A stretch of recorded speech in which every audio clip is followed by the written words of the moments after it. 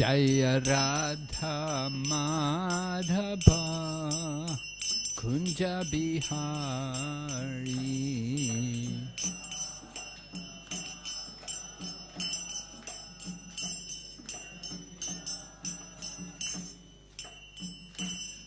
Jaya Radha Madhava Kunja Bihari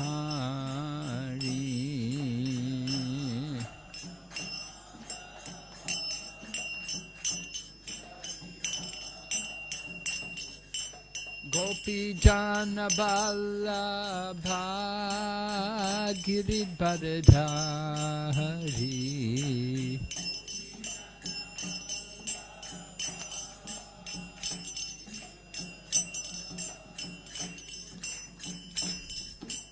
Gopi Jana Vallabha Giridharadhari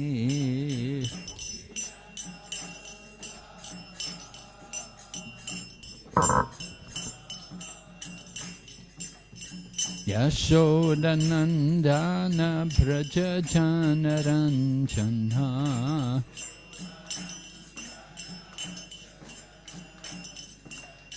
Yashodanandana Braja Janaranjana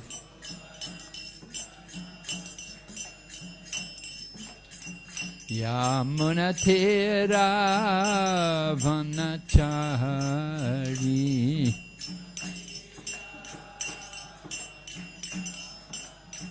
Yamunatera Vanachari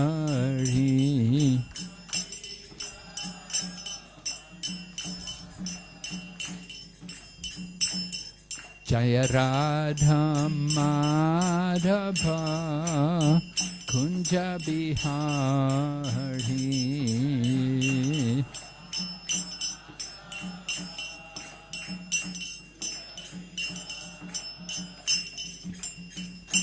Jaya Radha Madhava Kunja Bihari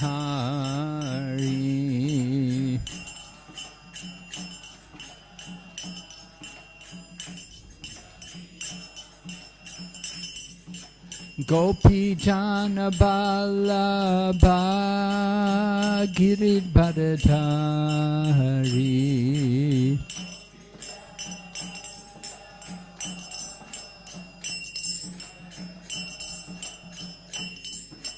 Gopi Jana Vallabha Giridharadhari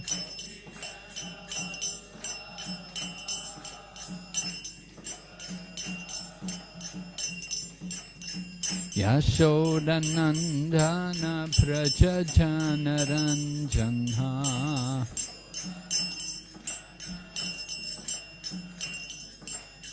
Yashodanandana Praja Janaranjana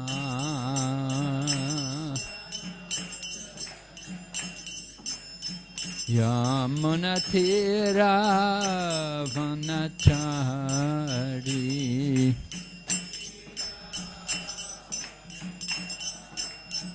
Yamunatira Vanachari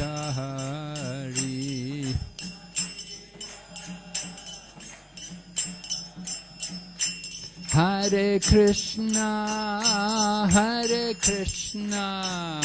Krishna Krishna Hare Hare Hare Rama Rama Rama Hare Hare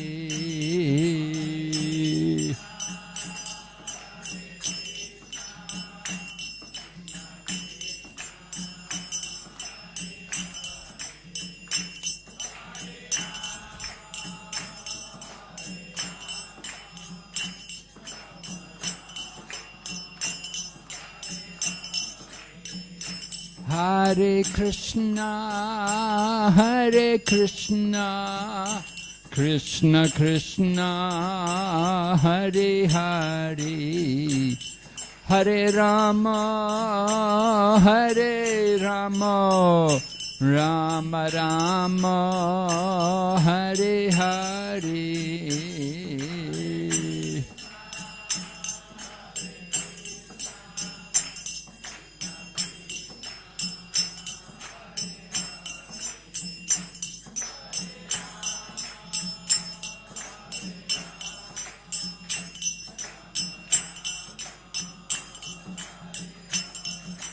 Hare Krishna, Hare Krishna, Krishna Krishna, Hare Hare, Hare Rama, Hare Rama, Rama Rama, Hare Hare.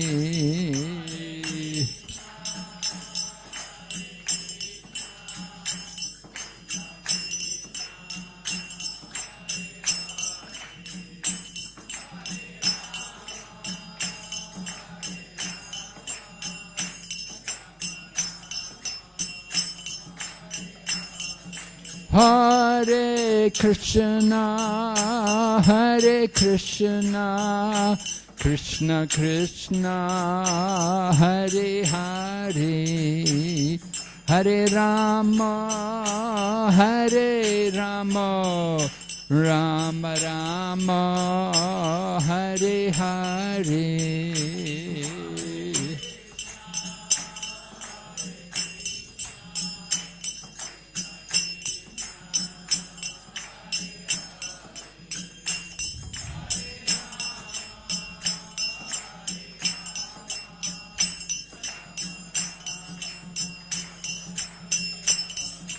Hare Krishna, Hare Krishna, Krishna Krishna, Hare Hare, Hare Rama, Hare Rama, Rama Rama, Hare Hare.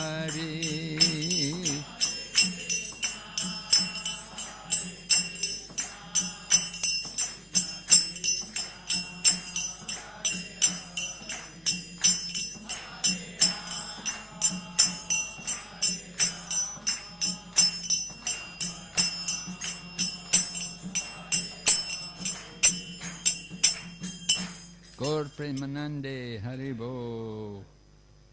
Om Namo Bhagavate Vasudevaya. Om Namo Bhagavate Vasudevaya.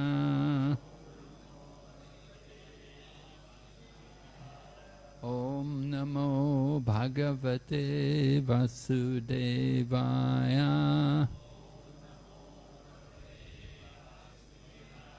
Narayanam Namaskrityam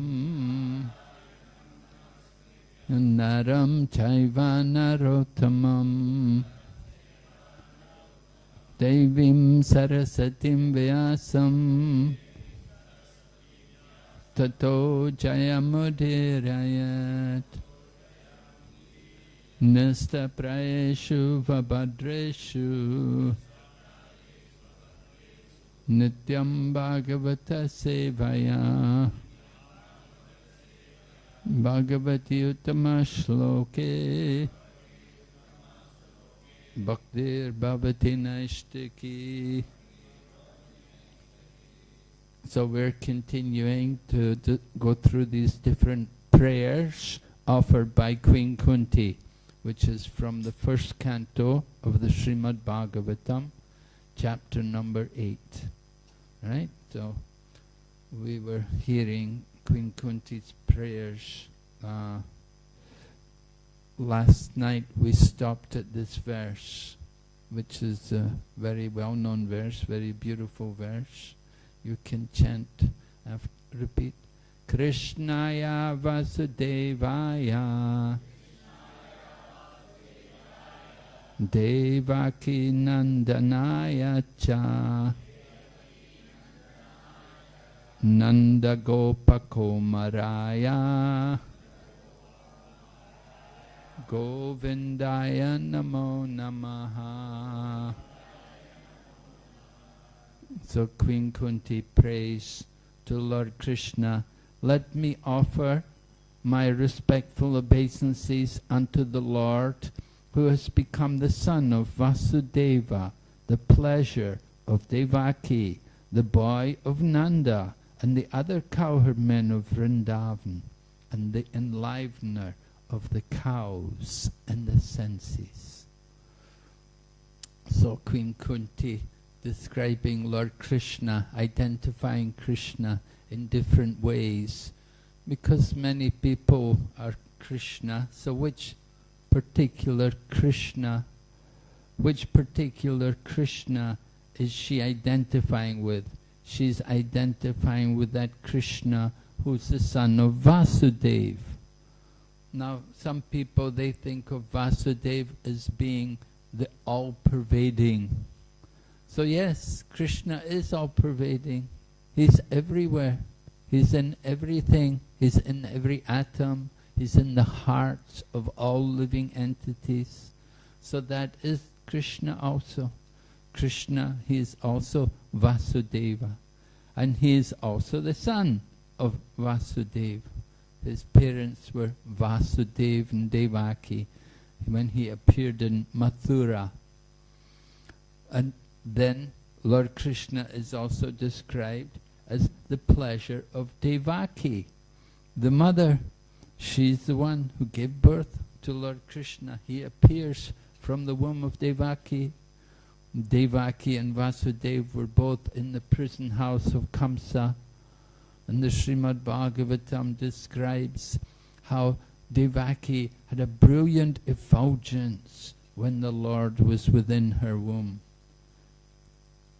Even Kamsa could understand, oh, this is some very special personality who's coming from my sister. Of course, Devaki is the sister of Kamsa. But Kamsa had put his sister, along with her husband, into his prison.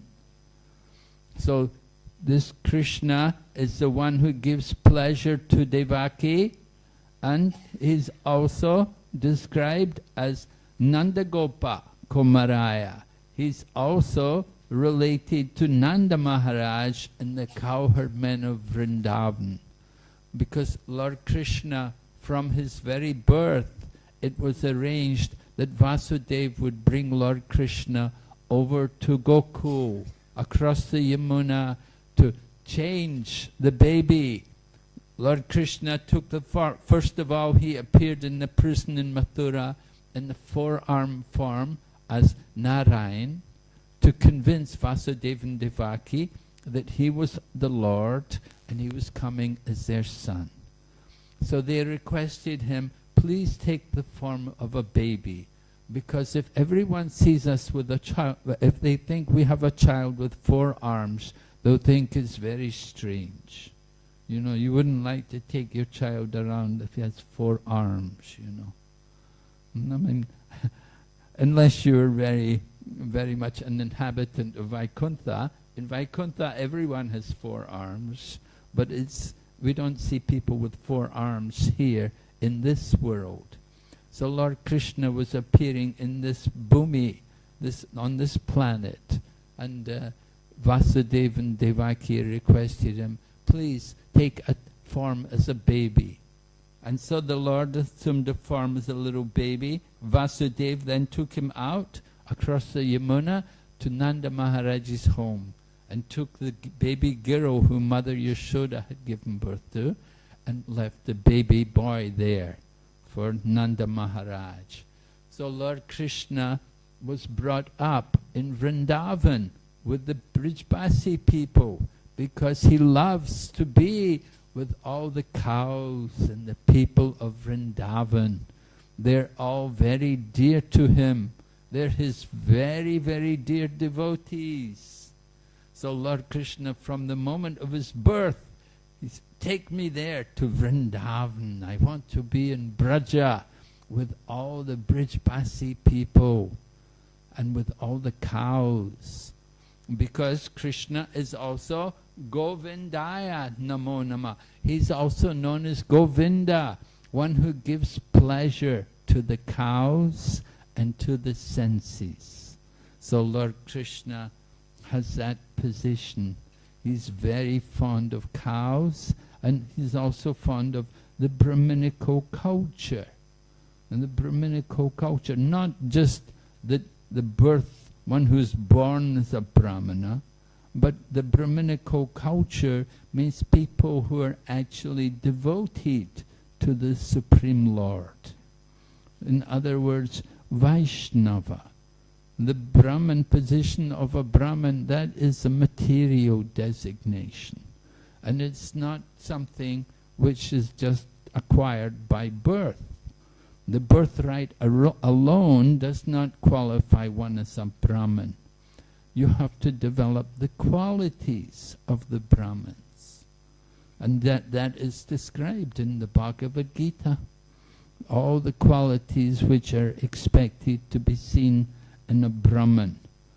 Samodamastapasocham shantir arjavam evacha jnana vijnana astikyam brahma karma swabhavajam. Lord Krishna describes 9 qualities which are visible in the Brahmanas. So Lord Krishna was very dear to the cows and the Brahmanas. Here talks about the cows and the senses. The senses, our senses, are actually meant for the pleasure of Lord Krishna. We're meant to use them in the service of Krishna. We'll be talking more about that this evening also, because Lord Krishna is the proprietor of everything.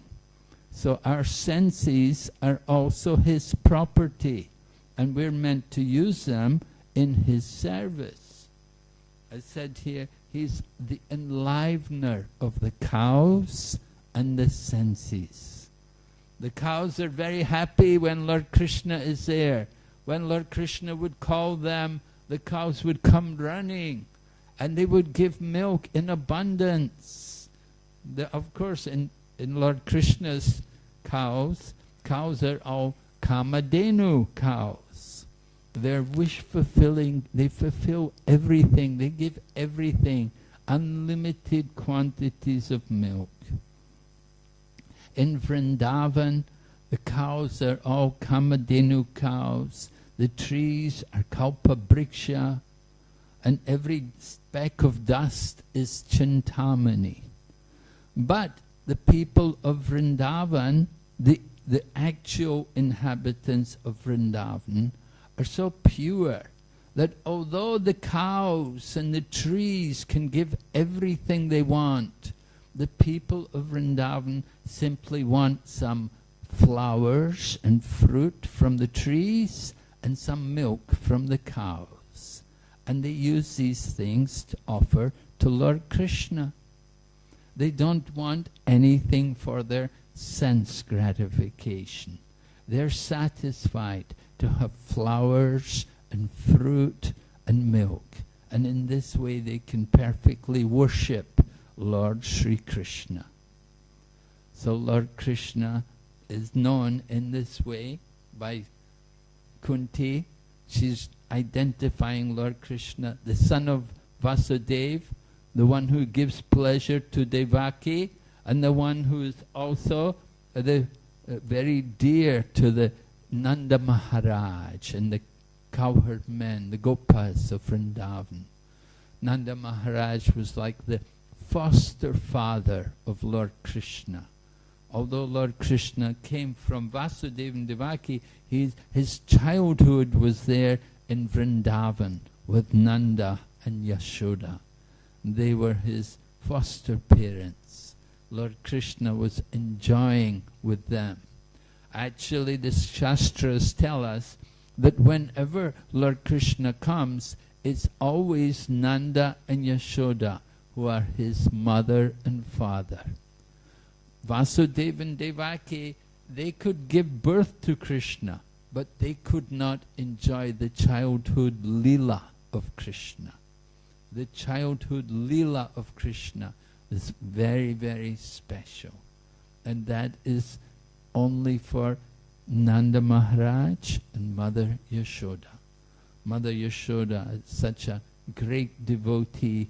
Even demigods like Lord Shiva and Lord Brahma, they're nowhere near equal to the level of Mother Yashoda, who is such a great devotee that she can perform her Damodar Leela. She can chase Krishna, and she can even tie up Krishna. She can bind him up.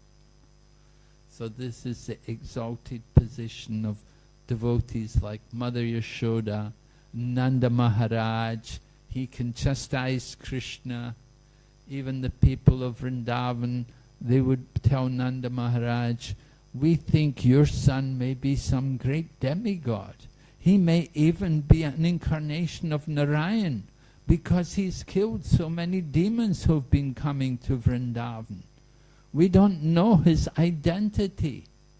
But Nanda Maharaj says to the people, oh, come on, you don't know my son. I will tell you about my son. Don't you know all the mischief he gives? All the trouble he does, stealing the butter and feeding it to the monkeys. And sometimes he will pass urine here and there. And you think my son is an incarnation? You think you don't know who is my son. So Nanda Maharaj, he can only see Krishna in that way, because he has that Vatsalya Ras. Mother Yashoda and Nanda Maharaj, they only see Krishna as their child. And when other people try to tell them that he could be God, they say, oh, please, come on, don't, you're wrong, you're so wrong, you don't know our son. So this is the wonder of Lord Krishna, that he is enjoying his wonderful relationship with these devotees. So Queen Kunti is appreciating Lord Krishna as being more merciful than Lord Rama. Lord Rama is always the king's son, or he's the ruler of Ayodhya. So everyone will worship him and approach him with awe and veneration. But Lord Krishna is approached with great intimacy and loving feeling. So Queen Kunti says Krishna is even more merciful. All right, we'll go on to text number 22. Here you can see the next verse. You can chant. Nama Pankajana Baya. Nama Pankajamalini. Nama Pankajanetraya. Namaste Pankajangraye. Translation. My respectful obeisances are unto you, O Lord, whose abdomen is marked with a depression like a lotus flower, who are always decorated with garlands of lotus flowers, whose glance is as cool as the lotus, and whose feet are engraved with lotuses. So Queen Kunti is identifying Lord Krishna by some specific characteristic markings which are seen on the Lord. Just like in Vaikuntha, Sanatana Goswami has written one book called Brihad Bhagavad Amrita, and he describes about how a cowherd boy from Govardhan was given a mantra by his guru, and by the power of the guru's mantra he was able to go to many different places in the universe. And then he went outside of the universe, and he even entered into Vaikuntha. But when he got into Vaikuntha, he met someone with 4 arms, and he thought he must be the Lord of Vaikuntha. And he offered obeisances to him, and he began to praise him as the Supreme Lord. But the person said, oh no, please stop it. No, please don't say like that. I'm not the Lord. I'm not the... This person had achieved Swarupa Mukti. There are different kinds of liberation. So one of the liberations is to have the same bodily features as the Lord. So Gopkumar, this cowherd boy from Govardhan, he got into Vaikuntha and he kept on meeting people who, they were very effulgent, very beautiful, very handsome, and they had 4 arms. And he thought they were the Lord of the universe. But they would all say, no, no, no, please, no, we're not. And then finally someone explained to him that everyone in Vaikuntha, they all have 4-armed forms. They have achieved that Swarupa Mukti. They have the same bodily feature, but there's 2 special characteristics which distinguish the Supreme Lord from the other inhabitants of Vaikuntha. So one of them is that the Lord of Vaikuntha, he wears around his neck a Kastuba necklace, a very special Kastuba necklace, and he also has a special mark on his chest, which is mark of Srivatsa, which is a mark on his chest. And only the Supreme Lord has these 2 features, and this is what distinguishes him from the other inhabitants of Vaikuntha. So here Queen Kunti is describing some different features of Lord Krishna. First of all, she says, Nama Pankajanabhaya, said, your abdomen is marked with a depression like a lotus flower. Of course, Queen Kunti is talking about Garbhodakashayi Vishnu. There are 3 Purush avatars. First of all, there is Karanadakashayi Vishnu, or he is sometimes known as Mahavishnu. Now Mahavishnu, he lays down on the causal ocean. And when he's laying on the causal ocean, when he exhales, universes come out of his body, just like little spears. There's like small, just like perspiration comes out from our own body when we're sweating. You perspire a lot. Water comes out. So in the same way, universes come out as small spherical drops, and then they expand into universes. They all come from the body of Karanadakashayi Vishnu, or Mahavishnu. And then Mahavishnu expands into each universe. And that expansion is Garbhodakashayi Vishnu.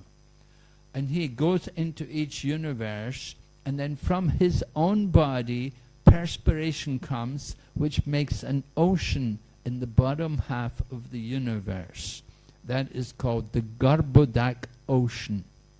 And then Garbhodakashayi Vishnu, he can lay down on that Garbhodak ocean, which is at the bottom of the universe. Actually, it fills up half of the universe. So Garbhodakashayi Vishnu is laying there on that water, and from his navel comes the lotus flower. And from that lotus flower, Lord Brahma takes his birth. So try to understand how the whole universal creation comes about from a lotus flower. It's inconceivable that this lotus flower coming from the navel of Garbhodakashayi Vishnu expands, Lord Brahma takes his birth, and then Lord Brahma begins the secondary part of creation. The primary part of creation is done by Vishnu. He creates the different elements, but it is Brahma who does the secondary creation. He will design the bodies, he will arrange the planets in different positions in the universe, and they all come from the lotus flower, and they're all situated around this lotus flower. So the lotus flower is something very special.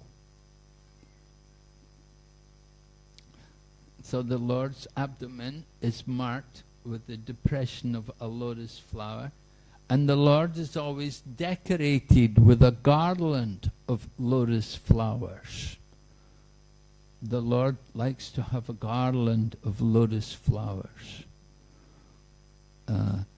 I was visiting temples in Europe just before I came here, and I was surprised to see how few flowers they have there. They're very short of flowers. They say they're just so expensive. It's so difficult for them to get flowers. I think it must also be quite expensive here. But still, we are managing to have some flowers. So, of course, flowers are an important part of deity worship. Lord Krishna says in Bhagavad Gita, Patram Pushpam Palam Toyam, that we can offer a leaf, a flower, a fruit, water. And the lotus flower is a flower which is very sacred to Lord Krishna. He's very, very fond of the lotus flower. The lotus flower is considered the most beautiful of all flowers. And different parts of the body of Lord Krishna are described to be like lotus, like the lotus, just like his lotus face. And we will hear also how he has lotus eyes, he has lotus hands, his navel is like a lotus, his feet are also lotus, like lotus, his lotus feet, his lotus lips. Different parts of his body are compared to the lotus flower because the lotus is so beautiful.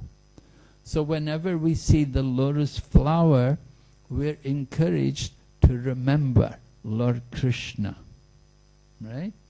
We want to train our mind to remember Krishna. The scriptures tell us, Smartavyam satatam Vishnu vishmartavya najatukrit. Sarve vidi nisedashor etayor eva kinkara.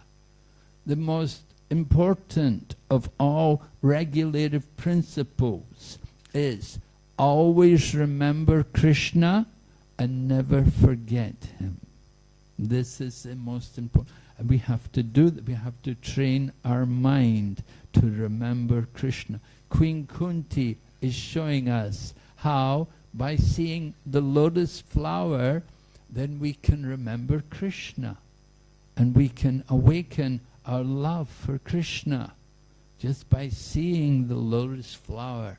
And we will think of Lord Krishna's lotus face, his lotus feet, his lotus hands, everything about Lord Krishna. Different parts of his body are compared to the lotus flower.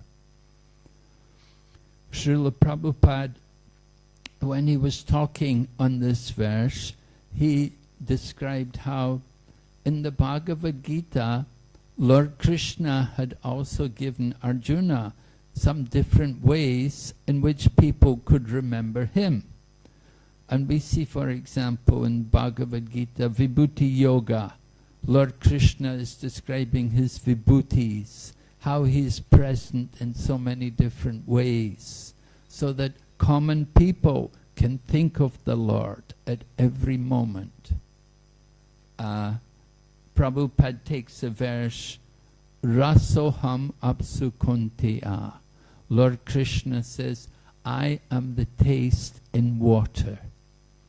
Well, the word is not necessarily water. It says, I am the taste in liquid.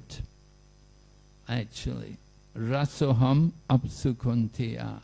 It's not specifically water which is mentioned, but any substance which is liquid, it has a taste, and that taste can help us to remember Krishna.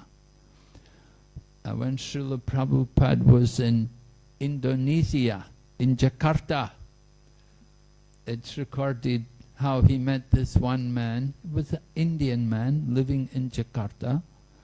And so the man was saying to Prabhupada, he said, Swamiji, I like Krishna, but I also like alcohol. And so Srila Prabhupada quoted this verse, Rasoham Apsukuntiya. He said, when you're drinking your alcohol, you just simply have to remember Lord Krishna. That taste of the alcohol, that is Krishna.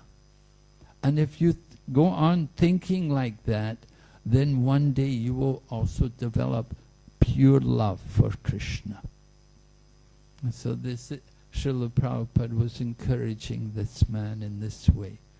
He didn't say you have to stop drinking, this is Maya. Of course it is Maya, but Srila Prabhupada was telling him, all right, you have this bad habit, but if you will take it the right way, you use it, you understand this is not such a good thing, this is an intoxication, then you can think of Krishna, understand Krishna is its taste, that what I'm actually attracted to, it's not the alcohol, it's not the liquor which is attracting us. What we're actually attracted by is the taste, and that taste is Krishna. We want to taste Krishna, everything, and Krishna is there in everything. He is the active principle in everything. We just simply have to understand things in the proper way. And in this way we can become God conscious. So it's very important for us to try to apply this kind of thinking. This is meditation, right? We have to, meditation means to fix the mind on the Lord. Not to think of nothing. Of course, some people think meditation is to make the mind blank. Other people think that we have to fix the mind on the light, on the oneness. But rather, the devotees meditate on the Lord and His transcendental form.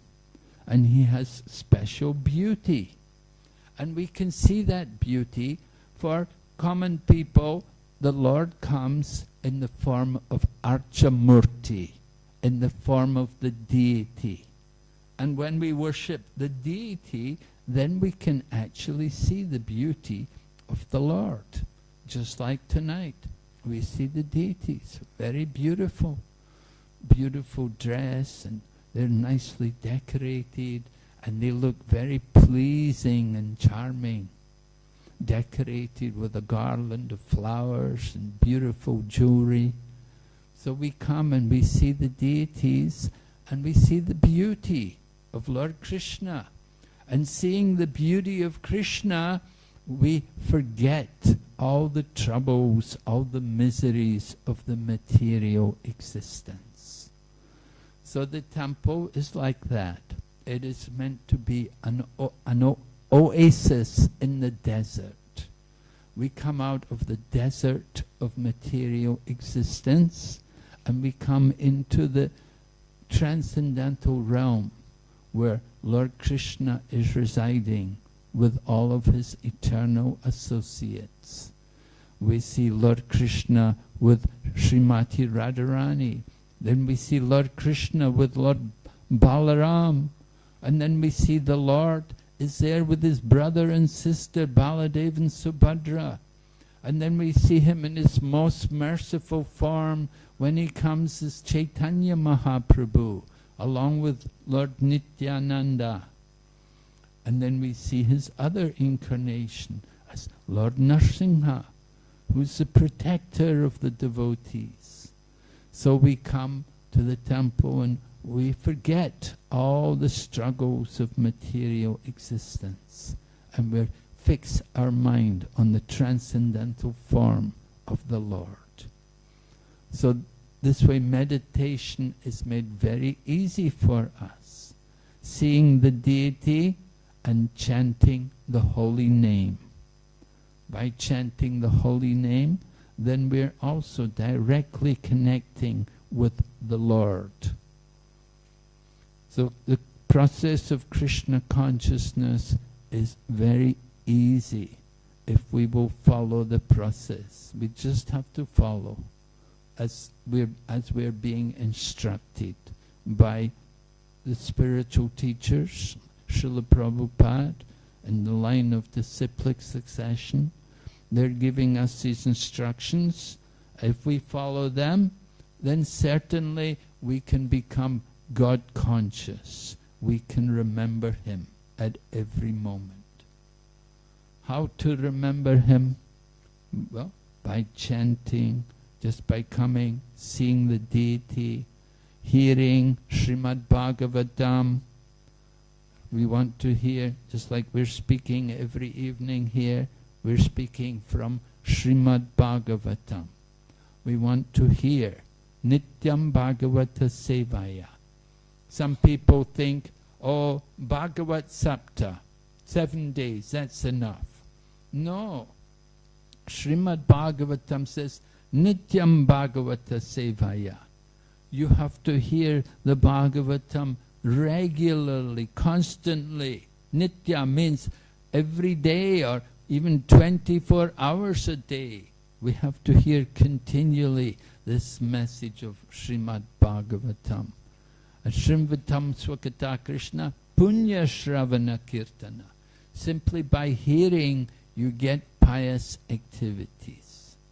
And that piety is necessary for us to remember Krishna and to take up bhakti yoga. That gives us the qualification to practice bhakti yoga.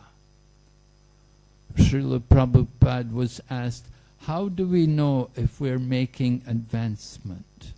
And Srila Prabhupada explained, he said, just like if you eat food, if you come and you're hungry, you have not eaten, then you come and you begin to eat your food. Then you feel relief from hunger, you feel nourishment, and you feel satisfaction. These three things all come simultaneously, bite by bite.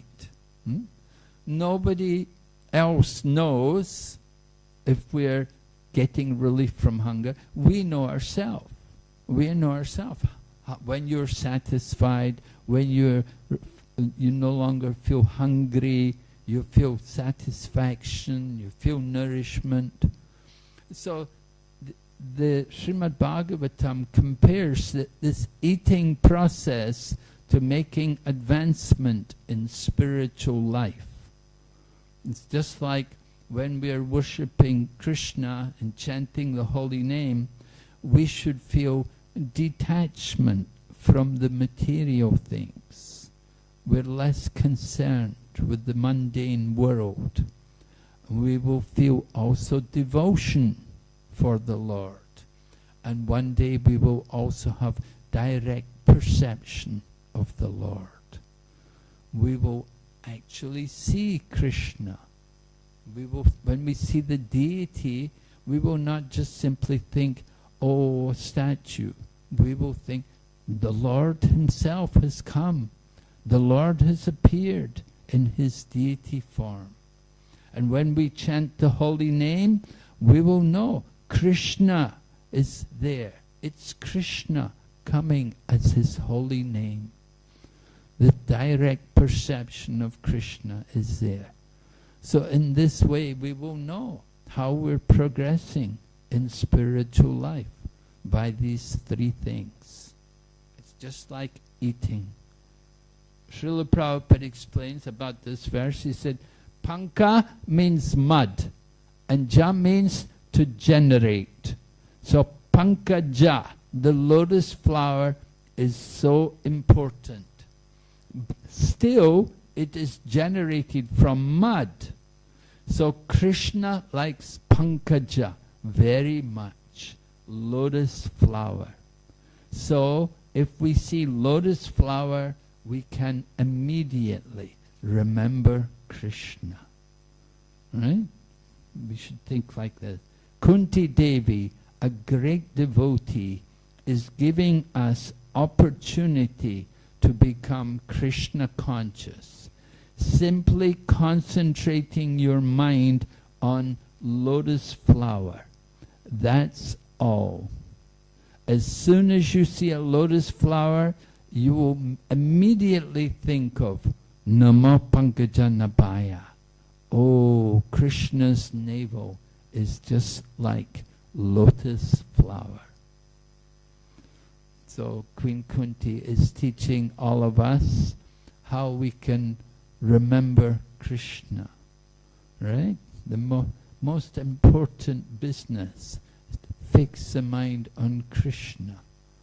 In this relation, there is the example of Maharaj Ambarish, how he was a great devotee, and he practiced devotional service, engaging all of his senses in Krishna's service, using his legs to go to the temple and to dance in the kirtan, using his hands to clean the temple, using his tongue to chant the names of the Lord and to taste the prasadam, using his nose to smell the flowers offered to the deity, and his eyes to see the beauty of the deity, and using his ears to hear the glories of the Lord from the devotees. Using all of his different senses for the service of Lord Krishna.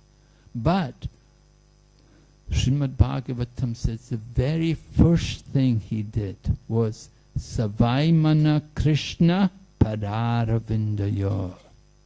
And then, Savaimana Krishna Pararavindayo Vachamsi Vaikuntha Gunanavarnane Kaloharer Madir Marjana Deshu Chakranakod Satkatodaye, like that. The point is Savaimana Krishna Padaravindayo.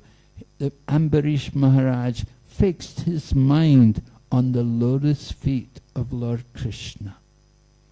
That's the very first business to do.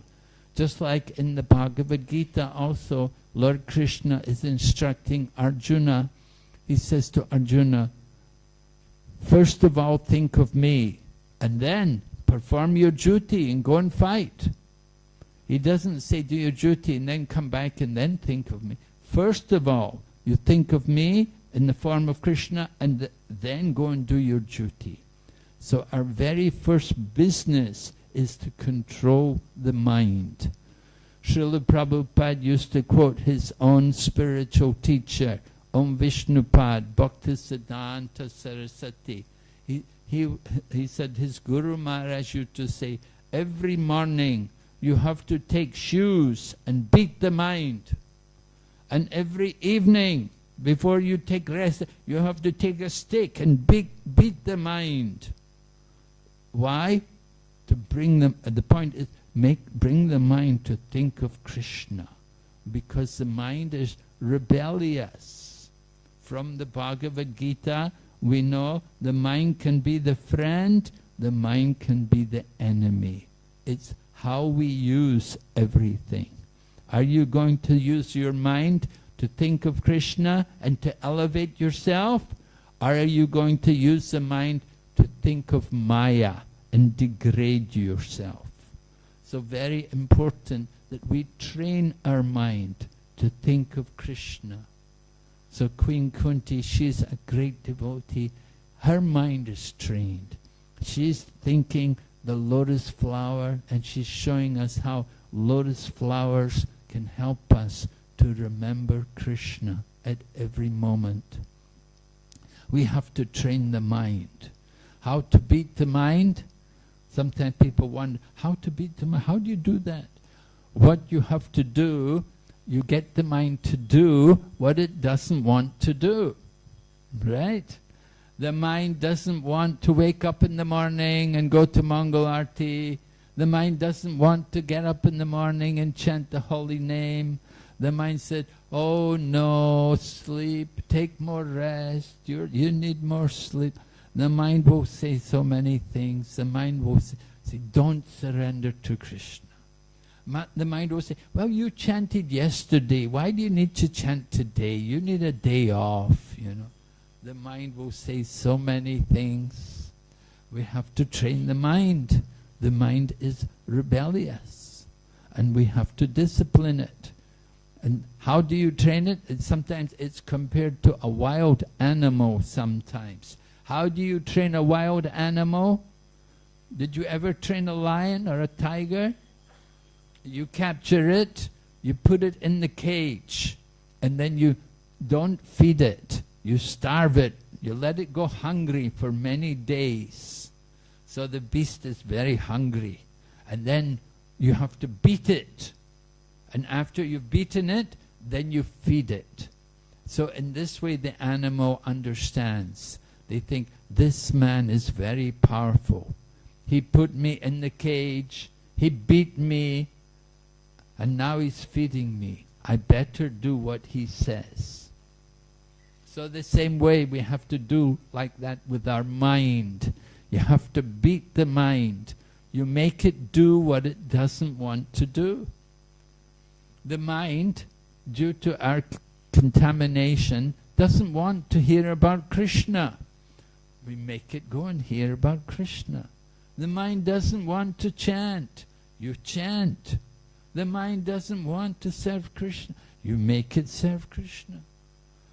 And you starve the mind. You don't give it any sense gratification. You don't give in to the desires of the material world. You have to starve it. And then you feed it. You give it Krishna consciousness. You let it have Krishna prasadam. We don't eat the garbage food. We eat prasadam. Like this, we have to train our mind to think of Krishna. So this is the important point given here in this verse. How to remember Krishna. Oh.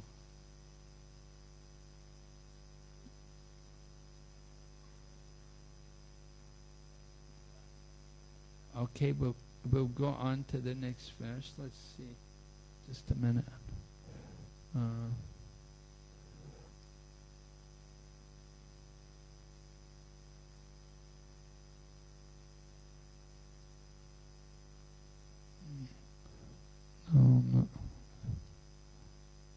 Okay, here we are.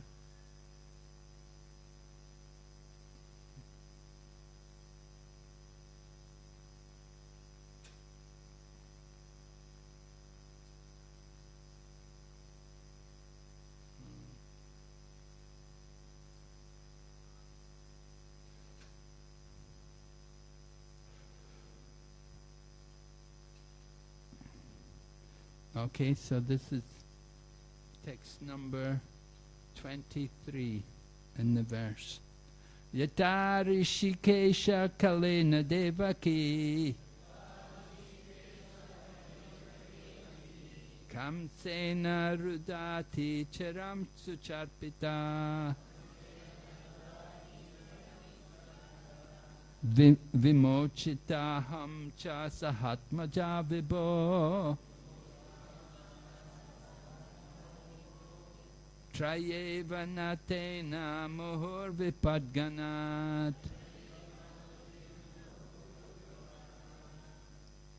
Queen Kunti is praying, O Rishikesha, Master of the senses and Lord of Lords, you have released your mother Devaki, who was long imprisoned and distressed by the envious King Kamsa, and me and my children from a series of constant dangers.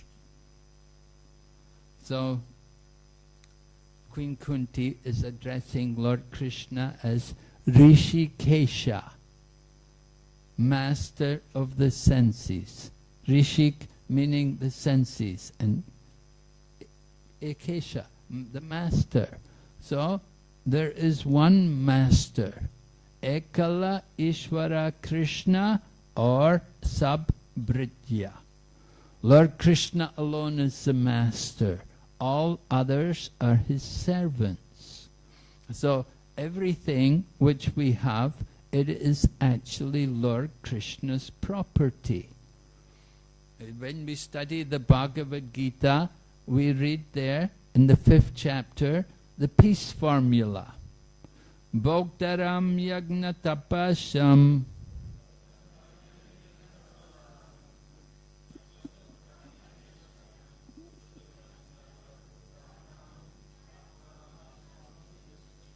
Right.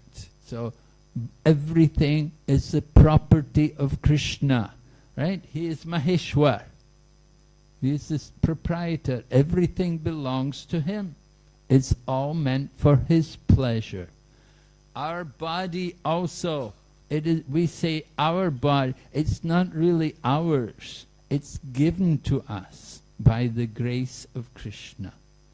And it will be taken from us also in course of time. And with the body, there are also senses. So these senses are also given to us by the Lord. They're not actually ours. We say, my hand, we say, my eyes, my tongue. These things are all given to us by Lord Krishna himself. He is the proprietor. And he gives us these things. Just like sometimes we may become paralyzed. Just now you're using your hands, but at any moment you can lose the power. You can lose the power to walk. You can lose the power to lift your hands.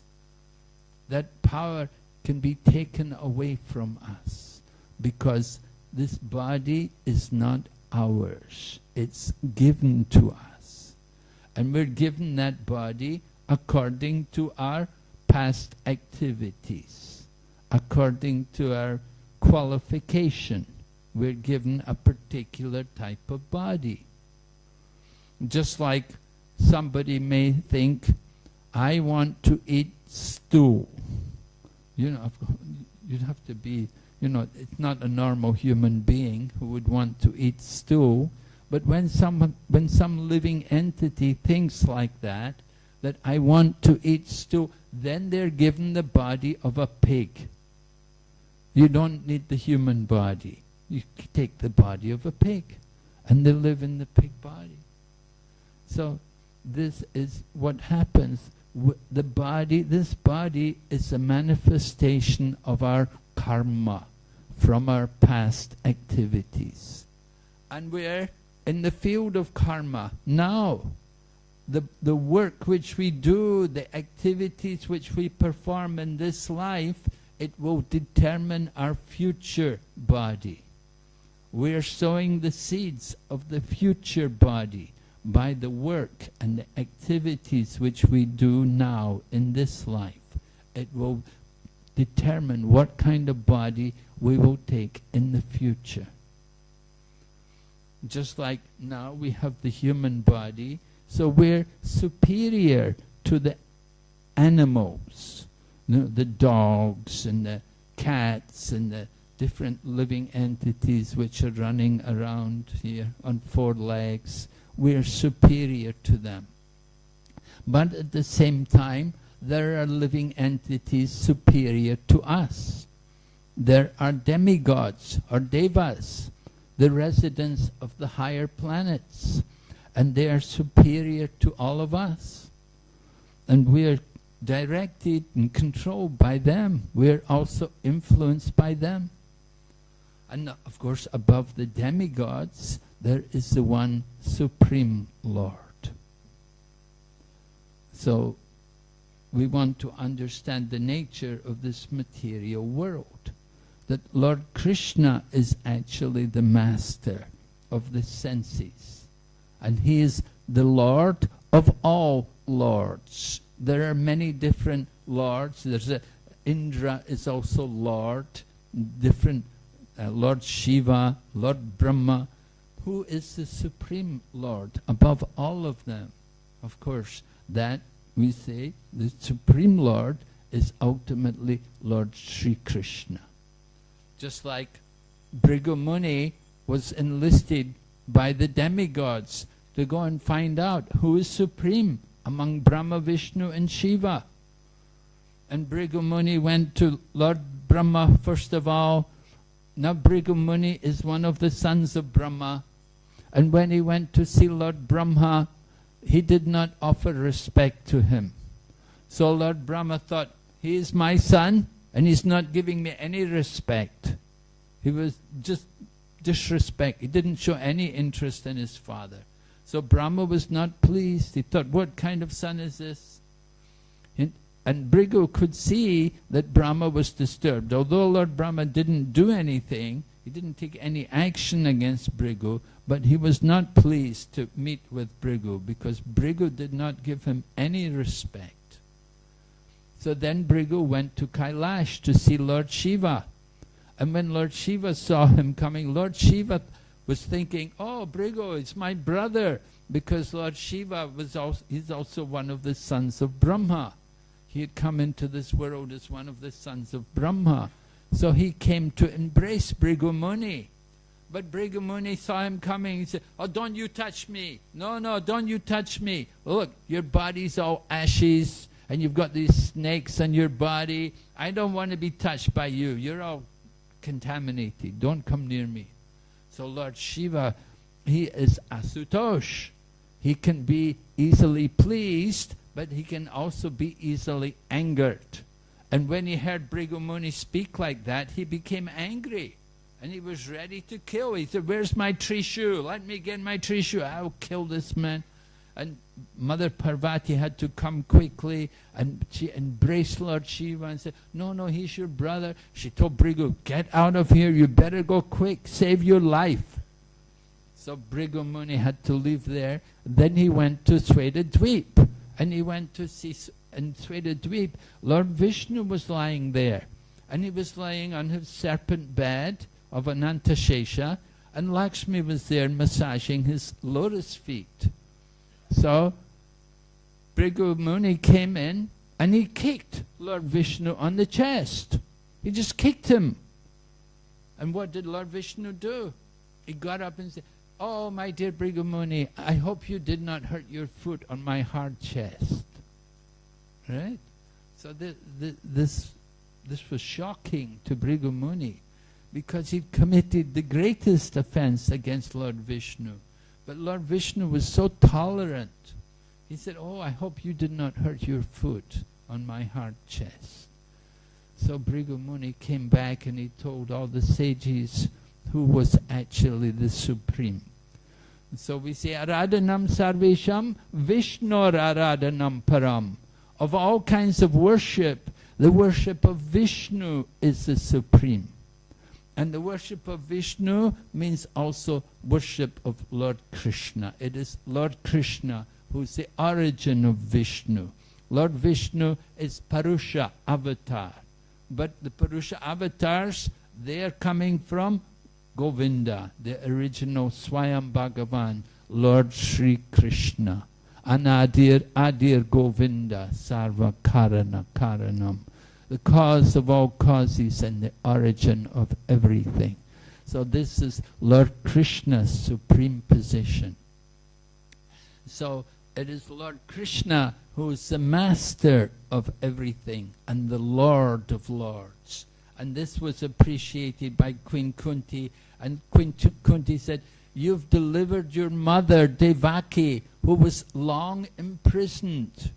As we explain, Vasudeva and Devaki, Lord Krishna's own mother and father, they were in the prison house of Kamsa. It happened that at the time of the marriage of Devaki, there was an omen from the sky. Kamsa was driving the chariot and he was taking Vasudeva and Devaki just after their marriage. He was taking them to their home. And an omen from the sky said, oh, Kamsa, you're such a fool. The 8th child of your sister will kill you. So immediately Kamsa became enraged and he grabbed his knife and he took his sister by the hair and he was going to kill her. But Vasudeva was an expert politician. He was not a Maharati. He was a Kshatriya, but he was not a Maharati, but he was a politician. Politician means good talker, right? He was a good talker, and he spoke to Kamsa, and he told Kamsa, he said, you know, it will not be very good for your reputation if you kill your sister. She's just a young girl, and it's on the day of her marriage, and you want to kill her? He said, this will be a very bad thing to do. And Vasudeva went on, and he convinced Kamsa. He said, I promise you, he said, you're not in any danger from your sister. Your sister's not going to kill you. It's the 8th child of your sister who was supposed to kill you. So I promise you that if we have children, whatever children we have, I will deliver them to you. And so Kamsa trusted the integrity of Vasudeva. Vasudeva was a respected person. And although Kamsa was a demon, but he respected the integrity of Vasudeva. And he took him at his word. And he said, all right, yes, I will spare my sister. But when you give birth, your children, you give them to me. And Kamsa, Vasudeva was thinking, at least let me save the situation at the present. Later on, we'll figure out what to do. And so, of course, it happened that Vasudeva and Devaki, they gave birth. And of course, Narada Muni also came by, and he instigated Kamsa that get Vasudeva and Devaki, you should put them in prison, you should keep them in prison, because you don't know, you're in danger. No, it wasn't Narada Muni, it was the other demons, you know, all the Kamsa's friends. They told him, they said, this is very dangerous, that this Vasudeva and Devaki, that they're going to have the 8th child going to kill you. You better keep them in your prison. Don't let them just go away. You may never find them. So Kamsa had them arrested, and he kept them in the prison house. And then one after another, when Devaki gave birth, Kamsa killed the children. Vasudeva kept his word.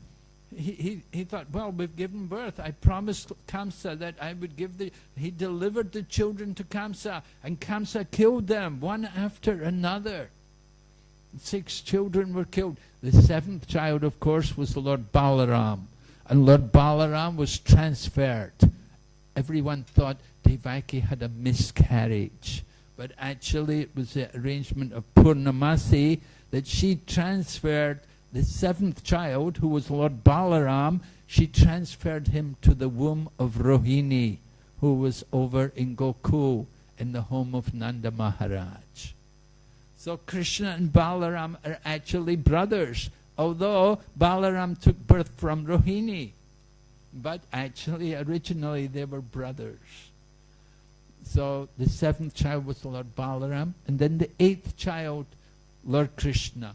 So when Devaki gave birth to the 8th child, somehow Lord Krishna was born at midnight and everyone was asleep. And by the arrangement of the Supreme Lord, all the doors opened and Vasudeva could go out of the prison and he could go across the Yamuna to Gokul, to the home of Nanda Maharaj, take the baby girl, leave the baby boy. And he brought the baby girl back to Mathura.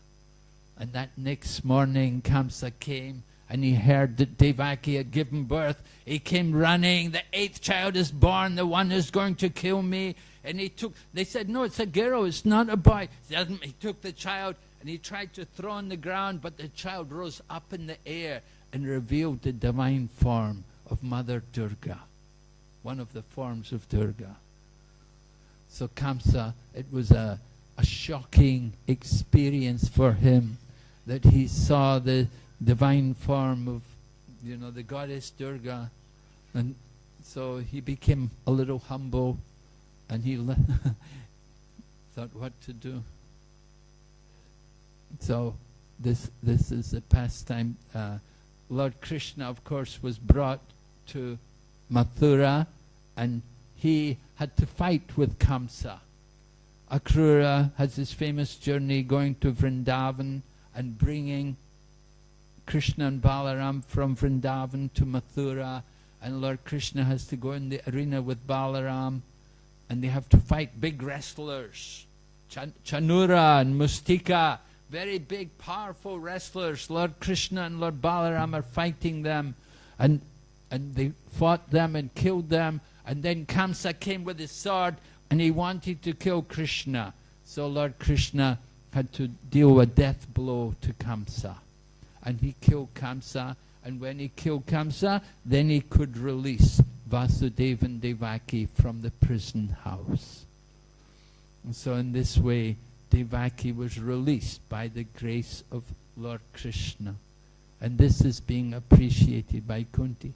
Now the interesting point is, however, that Kunti's sons, they were saved. They didn't die. But Devaki's sons all died. Why? One reason Prabhupada explained, he said, Devaki had her husband. She had a husband with her. Vasudeva was. Kunti did not have any husband. Her husband was Pandu, and Pandu had died. He left the world. At that time, the co-wife Madri had also departed, and Kunti was taking care of all the children by herself. So Lord Krishna protected the children of Kunti, but he didn't protect the children of Devaki. Of course, later on, there's another pastime. After Lord Krishna released Devaki from the prison, there's another pastime how Lord Krishna had brought back his guru's son from death. So Devaki said, you brought back your guru's son from death, can you bring back your brothers? Your brothers have also died, can you bring them back? And so Lord Krishna went with Lord Balaram. They went to Yamalok, and they found the 6 children, and they brought them all back to Devaki, and Devaki fed her breast milk to them, and then they all went to the heavenly planets, because they were actually demigods who had been cursed that they would take birth in the womb of Devaki. All right, so so many things to talk about. There's only limited time, 9 o'clock. Is there any question? Yes, Prabhu? You have the microphone? Anybody there?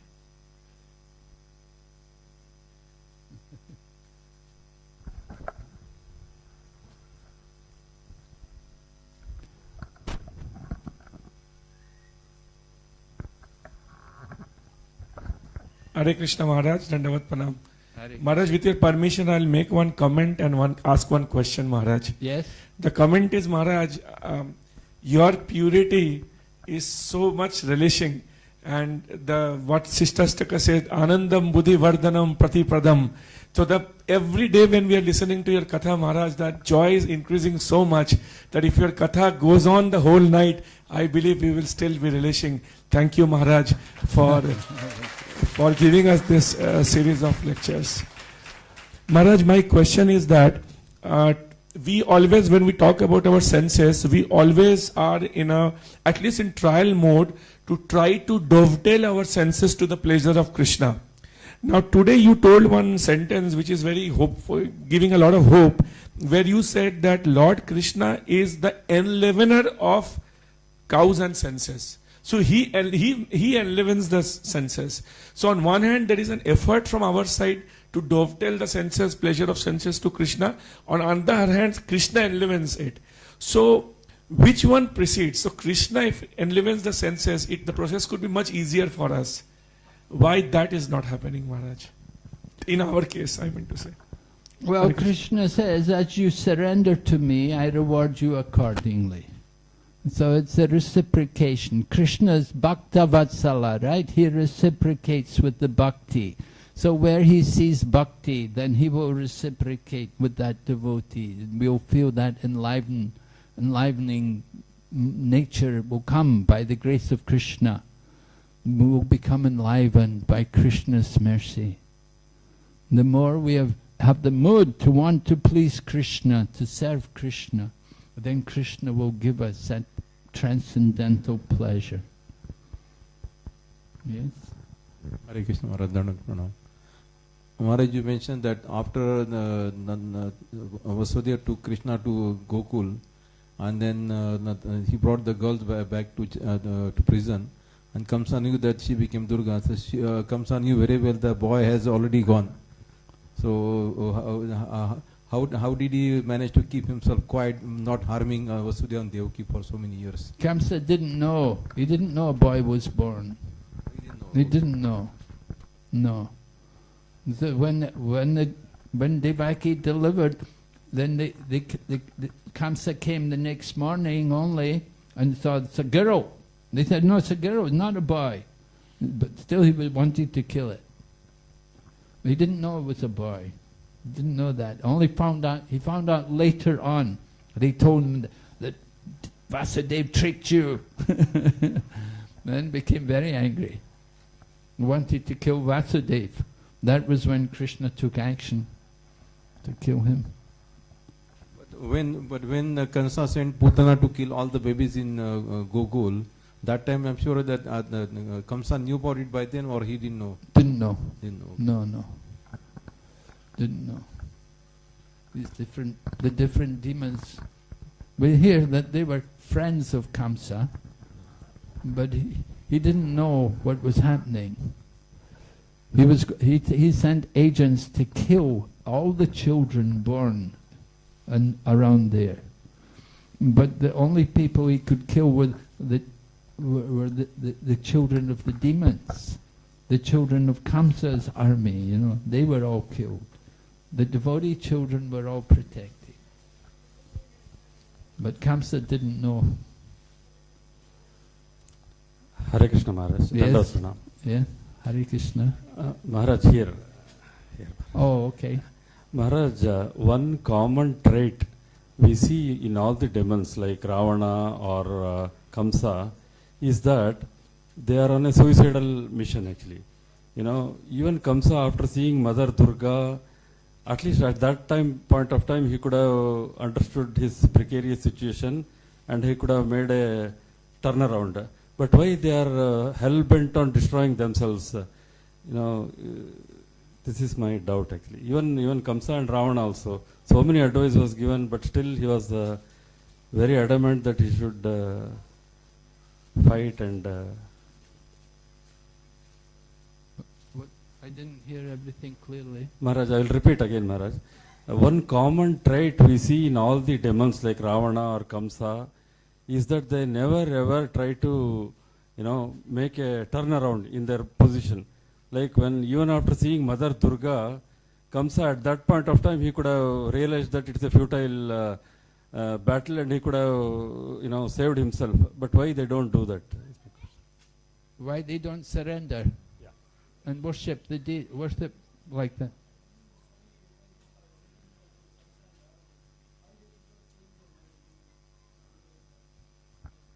Yeah, well, that's the demonic nature, right? There's a demonic nature. They don't want to surrender. They don't want to accept that, even though they see these different forms of the Lord, they have these different experiences, they will dismiss it. They will not recognize it as, and they think, no, it was just a chance. So they won't take it as anything significant. They'll try to ignore it and to neglect it because they're demons. They have that nature, they have this from their past, that they have that nature to neglect and to be disobedient to the Lord. And not to accept authority, to be always rebellious, because they want to control, separate from the demigods, separate from the devas and the Supreme Lord. They're thinking, what is the demonic nature? The demon thinks, Ishwaraham, I am the controller. Aham Bhogi, I am the enjoyer. Siddhoham, Balavam Sukhi. I am perfect, I am strong, I am happy. This is the demonic nature. They think like that. They cannot think that, oh, I should surrender, I should be a devotee, I should worship. No. And if they do worship, of course, demons like Ravana and so on, they worship Lord Brahma or they worship Lord Shiva to get some material blessing. They want to kill others. Like Hiranyakashipu, he wanted to live forever. So if they do worship someone, they do it for material purposes, to get some blessings, that they can enjoy the material sense gratification. So this is the demonic nature. To change the demons, to make them into devotees, it's not so easy job. That we're trying every day when our devotees are going, preaching, book distribution. We try to make the demons into devotees. It takes time. It takes mercy. The mercy of Krishna. They need to get the mercy of Krishna. How to get that mercy? They have to have a change in heart. But their hearts are very hard, very cold. They don't have feelings. They don't have care for others. They're very selfish. They only think of their own self. So that mentality is there in the demon. And to change that mentality, you need a lot of mercy. Hare Krishna. Hare Krishna. Thank you, Maharaj. So, Maharaj has a question. Yeah.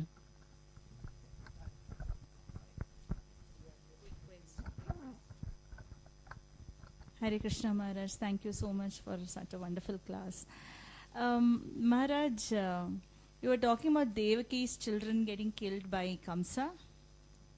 Now, if the karma of the children was to die and Kamsa becomes an instrument, how is Kamsa being blamed for that act then, Maharaj?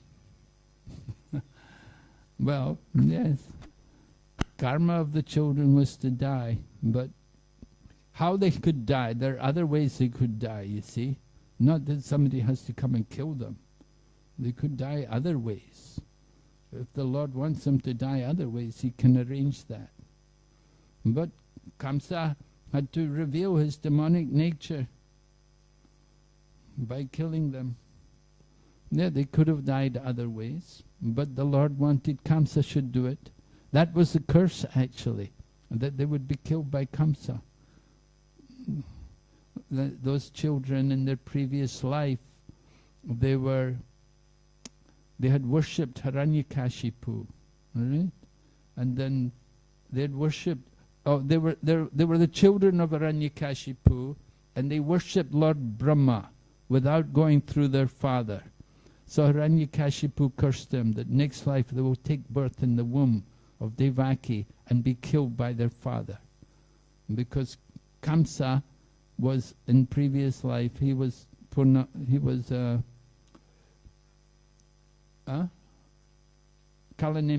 Yes, Kalanemi, right. So he was Kalanemi, so he was related to Hiranyakashipu. He was one of the sons. So he was like that. So it was arranged like that. It had to happen. Yeah, they could have died other ways, but you can't say, well, it's their karma. So if it's karma, still there's karma. It's Kamsa's karma also, that he had to kill them and he had to suffer for killing them. Yeah. Okay, thank you, Maharaj. So we will thank Maharaj by chanting one time Hare Krishna.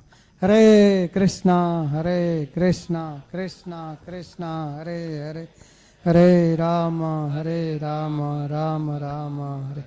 So tomorrow 5 a.m. there will be Mangala Arati, 7 a.m. Sringara Arati, 7:45 Gopal class by Bhaktin Riddhi. Topic of Gopal class is pastime of Lord Jagannath. And 8 a.m. we will have class by His Holiness